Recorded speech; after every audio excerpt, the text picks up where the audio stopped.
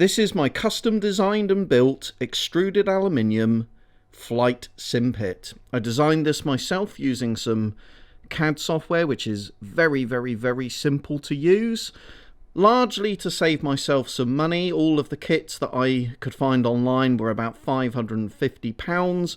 This has cost about £320 excluding the seat, and all of the kits that I found online definitely had racing simulation in mind rather than flight simming. So I've taught myself how to drill this stuff, which is not easy to do even with a decent pillar drill, but this is going to allow me to do future customization in the future. So it's made out of 40mm thick extruded aluminium. When I say 40mm, I mean 40mm thick that way. The base frame is 40 by 40, and I've tried to avoid using those sort of 45-degree angular connectors, and then I've used these connectors because those actually pull the aluminium together, and that's what gives it real strength. You don't need insanely thick aluminium. What you need is all of that extrusion being pulled together to give it some rigidity and some strength. I've got a seat here from GT Omega.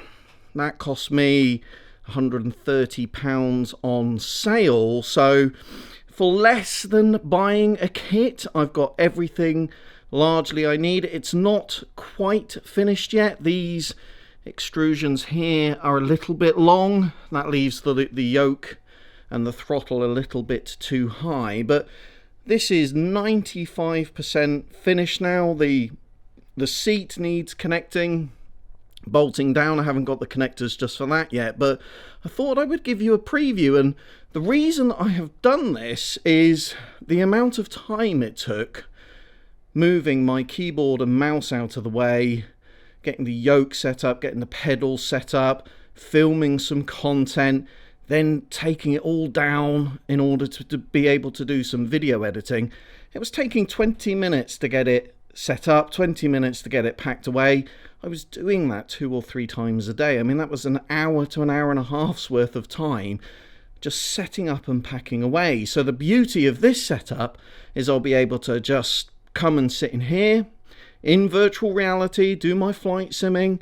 Of course, you have the added benefit that the TPR pendular pedals from Thrustmaster, those will be fixed properly down.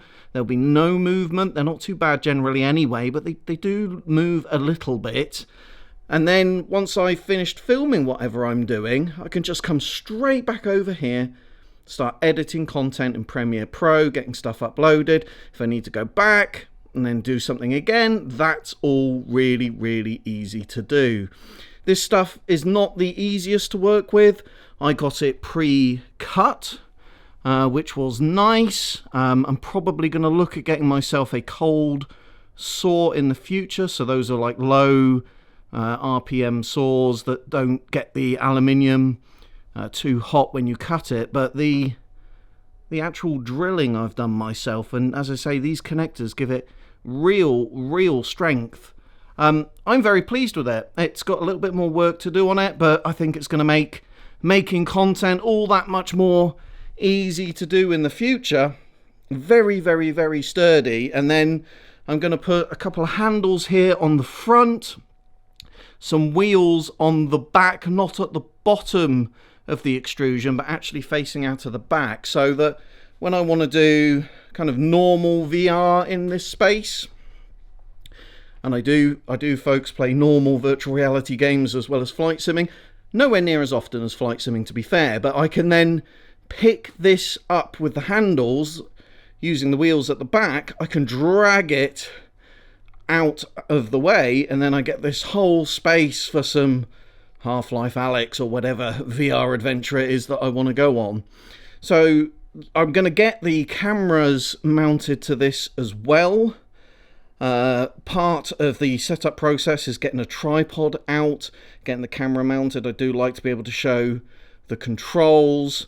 The camera that for my face is sort of permanently mounted behind my monitor, but the camera for the controls is not. We're going to get both the cameras permanently mounted on here, and it's just going to make the whole process of flight simming, streaming, recording content loads easier to do, whilst improving the functionality of the controls and the comfort. So a quick vlog for you all. There's more work to be done on this. You will definitely get a view of the finished product, but as always, I hope you're very well wherever in the world you are. Stay safe in the skies, and I'll see you in my next one.